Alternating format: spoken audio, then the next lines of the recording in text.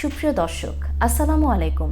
সবাইকে স্বাগত জানাচ্ছি চ্যানেল আইয়ের নিয়মিত আয়োজন মিলেনিয়াম ইউএসএ প্রপার্টিজ ইঙ্ক সৌজন্যে রিয়েল এস্টেট অ্যান্ড ফাইন্যান্স অনুষ্ঠানে।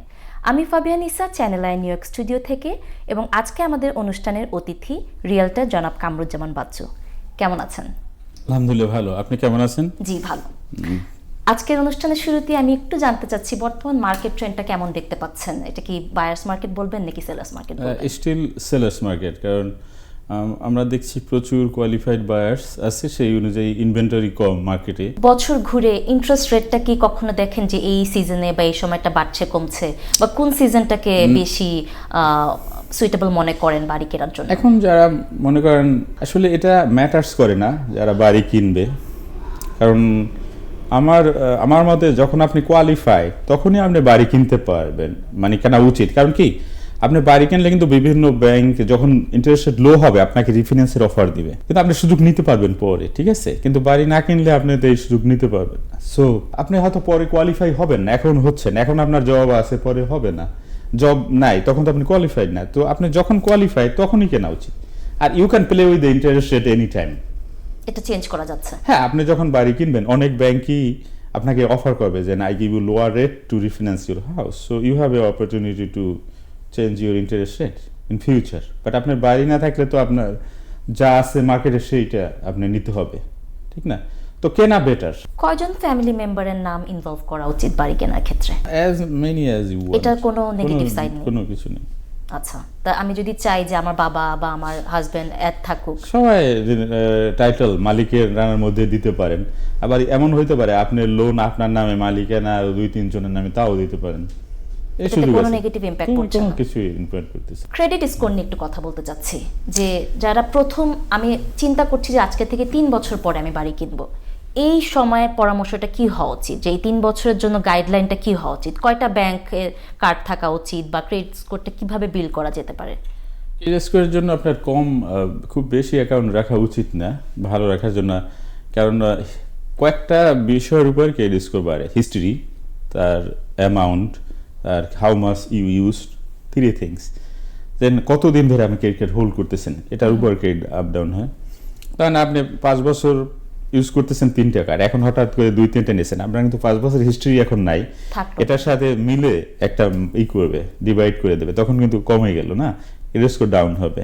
তারপর কত পার্সেন্ট আপনার ক্রেডিট ইউজ করছেন, ধরেন আপনার ক্রেডিট আছে 10,000, রাইট? আপনি ইউজ করেছেন 9,000, means you are needy, so go down. But আপনি যদি 3,000 ইউজ করেন, then you are good, because you use 50%-এর চেয়ে কম ইউজ করতেছেন। তো এই অনেকগুলি, এবং বেশি ক্রেডিট কার্ড রাখলে সমস্যা কি, অনেক সময় আপনার লেট পেমেন্ট হইতে পারে, আপনি ভুলে দিতে পারেন। তো 3-4টা রাখলে অ্যাকাউন্ট ভালো হয়, তাহলে আপনি ইজিলি ইউ ক্যান মেনটেন, আছে না? বেশি ধরেন 8-10টা থাকলে তো আপনি you can forget to pay on time, right? Late payment is a bad negative thing in your score.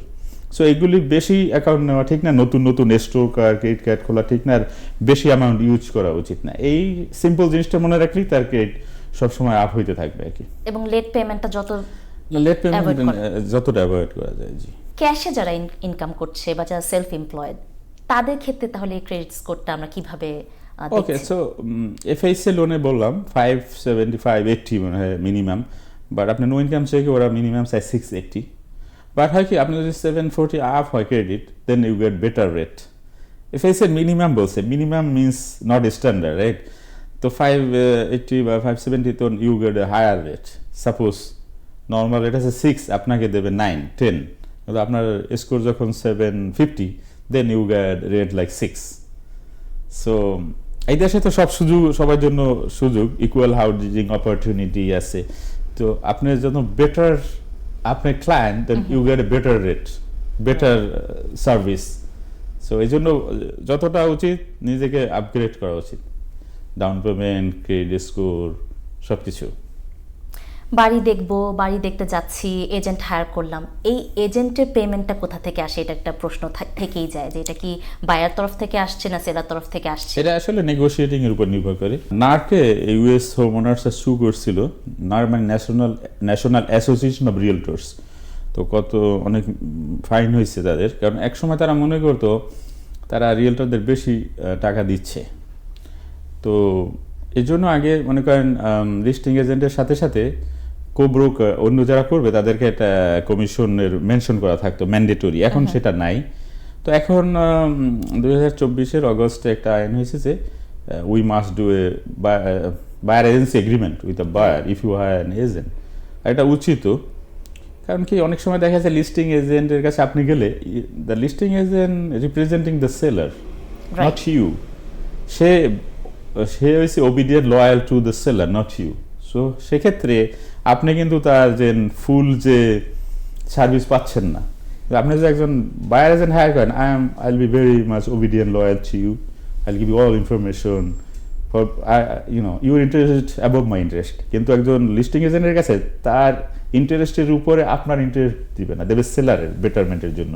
সেক্ষেত্রে আপনার একজন এজেন্ট হায়ার করা উচিত, বায়ার এজেন্ট।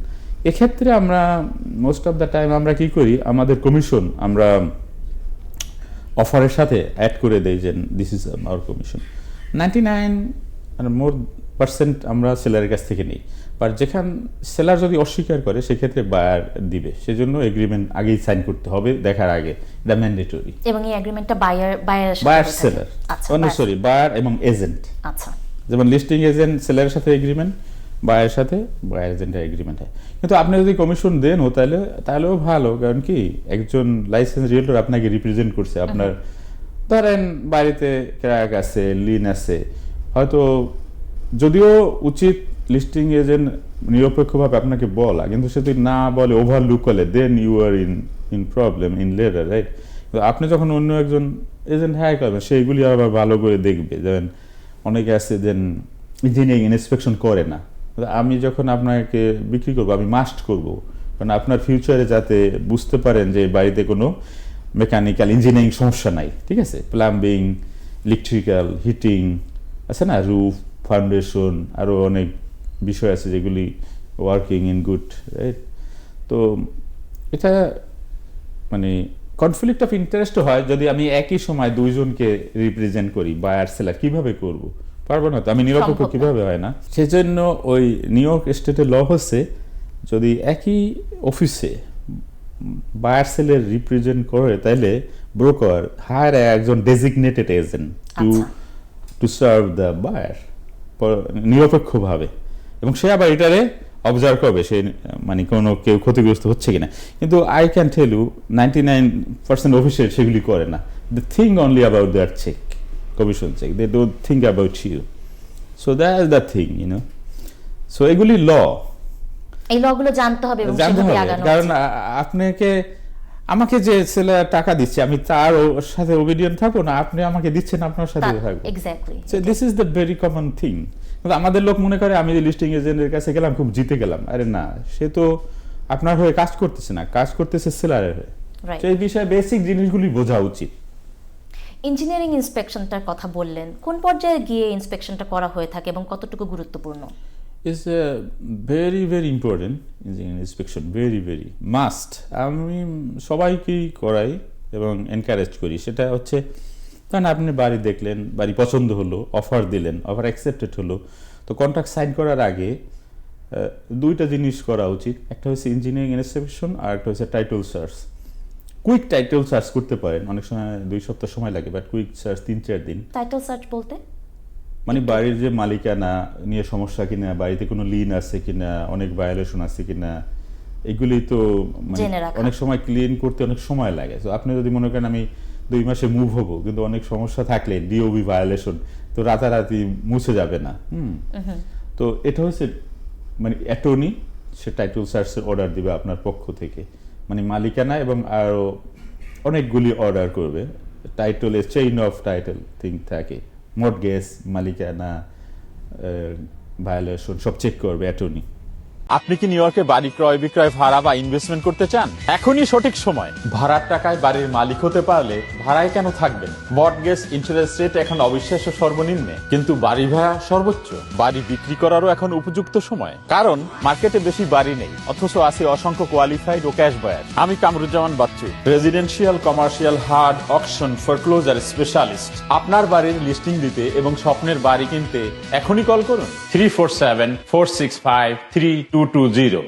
আপনি কি নিউ ইয়র্কে বাড়ি ক্রয় বিক্রয় ভাড়া বা ইনভেস্টমেন্ট করতে চান? এখনই সঠিক সময়। ভাড়ার টাকায় বাড়ির মালিক হতে পারলে ভাড়ায় কেন থাকবেন? মর্টগেজ ইন্টারেস্ট রেট এখন অবিশ্বাস্য সর্বনিম্নে, কিন্তু বাড়ি ভাড়া সর্বোচ্চ। বাড়ি বিক্রি করারও এখন উপযুক্ত সময়, কারণ মার্কেটে বেশি বাড়ি নেই, অথচ আছে অসংখ্য কোয়ালিফাইড ও ক্যাশ বায়ার। আমি Kamruzzaman Bachchu, residential, commercial, hard, auction, foreclosure specialist. আপনার বাড়ির লিস্টিং দিতে এবং স্বপ্নের বাড়ি কিনতে এখনই কল করুন 347-465-3220। আর একটা হচ্ছে যে স্ট্রাকচারাল, মেকানিক্যাল বা ইঞ্জিনিয়ারিং, তখন বাড়ির রুফ ঠিক আছে কিনা, বাড়ির এই যে ইলেকট্রিক্যাল ঠিক আছে না, প্লাম্বিং, হিটিং কাজ করে কিনা, তারপর ফাউন্ডেশন ঠিক আছে কিনা, আরও টুকিটাকি অনেক বিষয় আছে। এগুলি একজন নিউ ইয়র্ক স্টেট যে লাইসেন্স হোম ইন্সপেক্টর, সে সব কিছু ইন্সপেক্ট করে আপনাকে একটা রিপোর্ট দিবে, অ্যাসবেস্টস আছে কিনা, তারপর অনেক কিছুই থাকে। তো এগুলি কি কি আপনাকে করবে, রিকমেন্ড করবে যে এইগুলি রিপেয়ার করা দরকার। মানে আপনি ধরেন সাপোজ আপনি বাইং করতেছেন as is condition, but if you know what you need to do in future is better for you. That's why টাকা যায় খুব বেশি না, লাইক 5, 6, 7, 8,000-এর নিচে। তো আপনি লং টাইম আপনি জানলেন এবং বাড়ির প্রত্যেকটা জায়গা আপনি চিনলেন, কোথায় ওয়াটার মিটার আছে, কোথায় ইলেকট্রিক্যাল মিটার, হ্যাঁ, কোথায় গ্যাস মিটার, কোথায় সোয়ারেজ লাইনের আছে, এগুলো আপনি সব জানলেন যখন আপনি সাথে সাথে থাকলেন না। তো ইলেকট্রিক্যাল যে বোর্ড আছে সব কিছু জানলেন আপনি, আপনার নলেজ থাকলো যে আই নো এভরিথিং। আপনি তো ওই বাড়ি মানে জানেন না কিছু না, তো এটা করা মাস্ট, এবং সাথে সাথে থাকাটা উচিত তার জানার জন্য, সবকিছু সে জানলো আর কি। ইন্সপেকশন করলেন, করার পরে দেখলাম যে কিছু কিছু প্রবলেম আছে যেটা আমার জানা ছিল না, সেক্ষেত্রে কি প্রাইসটা নেগোসিয়েশনের কোনো সুযোগ অনেক থাকে? ক্ষেত্রে সেটা নেগোশিয়েট করা যায় যদি মেজর কিছু হয়, আর যদি মনে করেন খুব সামান্য, তখন আর অত বেশি করা যায় না। কারণ এটা ডিপেন্ডস, ধরেন আপনার একটা সমস্যা দেখা গেল, হয়তো আপনি 10,000 চাইলেন, বাড়িওয়ালা রাজি হলো 5,000, হয়তো এটা 1,000-এর জব আছে না, এরকম হয়। কিন্তু সেক্ষেত্রে বাড়িওয়ালারা যদি ক্রেডিট না দিতে চায়, তারা যদি নিজেরাই তাদের ইঞ্জিনিয়ারিং ইন্সপেকশন করায়, তাদের টাইটেল সার্চ করায়, তারা এখন ক্লোজিং টেবিলে তাদের গিয়ে আর এই ক্রেডিট দিতে হবে না।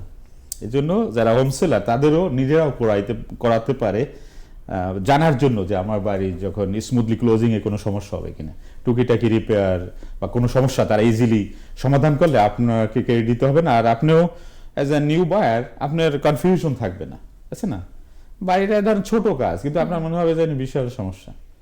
এই জন্য বাড়িটা move in condition, ready to move, মানে ইঞ্জিনিয়ারিং প্লাস টাইটেল এগুলি সব ক্লিয়ার থাকলে সবার জন্য ইজি হয়, স্মুথলি ক্লোজিং হয়। ধরেন আপনার একটা টিকিট আছে, গার্বেজ টিকিট, তো এটা অনলাইনে এখনো আছে, এটা রিমুভ করতে আপনি 2 সপ্তাহ 1 মাসও লাগতে পারে, কিন্তু not a big deal, only $200 fine, right. কিন্তু এটা যে আপনি আগে থেকে টেক কেয়ার না করেন, ক্লোজিং টেবিলে আপনি বললেন কি নো আমি চাই clear title, I don't want any violation, তো দেখা গেছে আর 1 মান্থ দিলে হলো, 1 মান্থে তারও মর্টগেজ পকেট থেকে পে করা লাগলো, আপনারও যে প্ল্যানটা নষ্ট হয়ে গেল। এটা মানে বায়ার সেলার যদি সবাই একটু মানে থাকে সচেতন, তাহলে ভেরি স্মুথলি সবগুলি ক্লোজিং সম্ভব। কিন্তু এই সমস্যাগুলি মোস্ট অফ দ্য টাইম দেখা যায় ক্লোজিং যেদিন হবে ওই দিন ওর আগের দিন, কারণ অ্যাটর্নিরা এত ব্যস্ত, তারা আপনাকে এগুলো এক্সপ্লেইনও করার সময় পায় না। আপনি যখন ক্লোজিংয়ে যাবেন ওই দিন বলবে তোমার বাড়িতে 3টা ডিওবি আছে, ইসিবি আছে, তখন আপনার ইউ আর স্টাক, রাইট। তখন এসকোতে টাকা রাখে বা ক্রেডিট দিয়ে টিয়া করে। সো এই জন্য বায়ারের আগে থেকেই অ্যাটর্নির সাথে আলাপ করা উচিত যে did you check my title, everything is okay. হ্যাঁ, তখন তারা ইয়েস হোল্ড অন, তখন দেখে যে এই সমস্যা, okay I want this clear out before closing.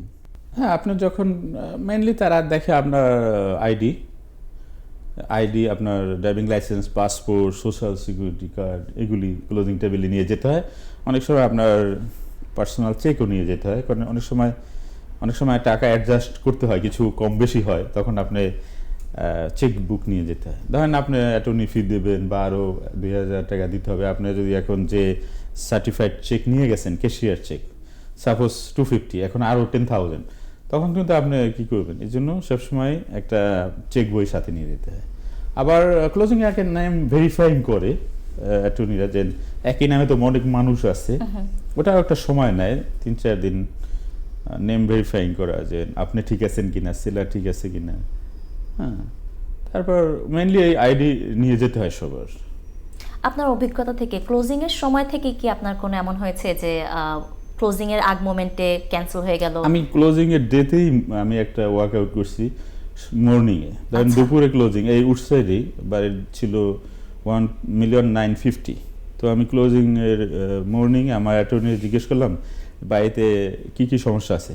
সে বলল 3টি ডিওভি ভায়োলেশন আছে, একটা খুব গুরুতর, তারা একটা ফ্লোর তৈরি করেছে, এটা মানে এটারে কিওর করার জন্য আবার ওই পর্যায়ে নিয়ে আসতে হবে। তো আমি দেখলাম আমার যে বায়ার, এটা তো বিগ প্রবলেম, আনটিল এই কমপ্লিশন জব এবং ইন্সপেকশন এবং নতুন করে তারা অ্যাপ্রুভ না দেওয়া পর্যন্ত সে রেন্ট দিতে পারবে না। তখন আমি বলছি ক্যান্সেল দ্য ক্লোজিং ডেতে।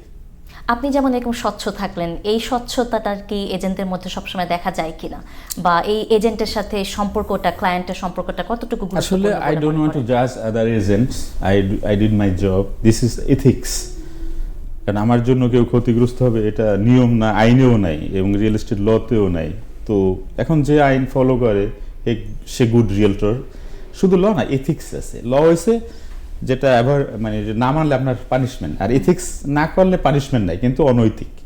তো এই একজন রিয়েলটর যে এথিক্স প্লাস ল মানে, সে যে ভালো রিয়েলটর। আর যারা এগুলি মানে না, শুধু টাকার কথা চিন্তা করে, দে আর নট গুড রিয়েলটর। এটাই আমি বলতে পারি, এর বেশি কিছু বলতে পারবো না। এবং সেলারদের ক্ষেত্রে তো সেই পরামর্শটি থাকা উচিত যে আমি গোপন না রাখলাম যে আমার বাড়িতে কি কি আসলে সমস্যা আছে। ও, এজন্য গভর্নমেন্ট নতুন একটা মানে আইন করছে, প্রপার্টি কন্ডিশন ডিসক্লোজার ফর্ম।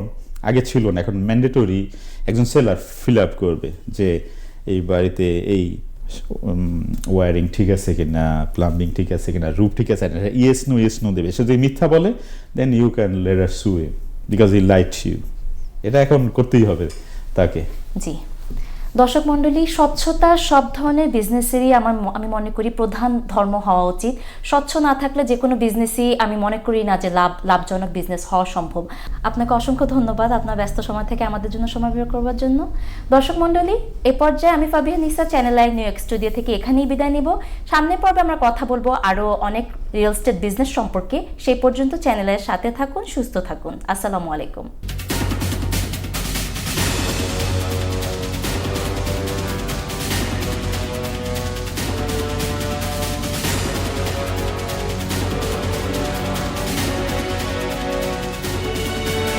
আপনি কি নিউ ইয়র্কে বাড়ি ক্রয় বিক্রয়, ভাড়া বা ইনভেস্টমেন্ট করতে চান? এখনই সঠিক সময়। ভাড়ার টাকায় বাড়ির মালিক হতে পারলে ভাড়ায় কেন থাকবেন? মর্টগেজ ইন্টারেস্ট রেট এখন অবিশ্বাস্য সর্বনিম্নে, কিন্তু বাড়ি ভাড়া সর্বোচ্চ। বাড়ি বিক্রি করারও এখন উপযুক্ত সময়, কারণ মার্কেটে বেশি বাড়ি নেই, অথচ আছে অসংখ্য কোয়ালিফাইড ও ক্যাশ বায়ার। আমি Kamruzzaman Bachchu, residential, commercial, hard, auction, foreclosure specialist. আপনার বাড়ির লিস্টিং দিতে এবং স্বপ্নের বাড়ি কিনতে এখনই কল করুন 347-465-3220। আপনি কি নিউ ইয়র্কে বাড়ি ক্রয় বিক্রয়, ভাড়া বা ইনভেস্টমেন্ট করতে চান? এখনই সঠিক সময়। ভাড়ার টাকায় বাড়ির মালিক হতে পারলে ভাড়ায় কেন থাকবেন? মর্টগেজ ইন্টারেস্ট রেট এখন অবিশ্বাস্য সর্বনিম্নে, কিন্তু বাড়ি ভাড়া সর্বোচ্চ। বাড়ি বিক্রি করারও এখন উপযুক্ত সময়, কারণ মার্কেটে বেশি বাড়ি নেই, অথচ আছে অসংখ্য কোয়ালিফাইড ও ক্যাশ বায়ার। আমি Kamruzzaman Bachchu, residential, commercial, hard, auction, foreclosure specialist. আপনার বাড়ির লিস্টিং দিতে এবং স্বপ্নের বাড়ি কিনতে এখনই কল করুন 347-465-3220।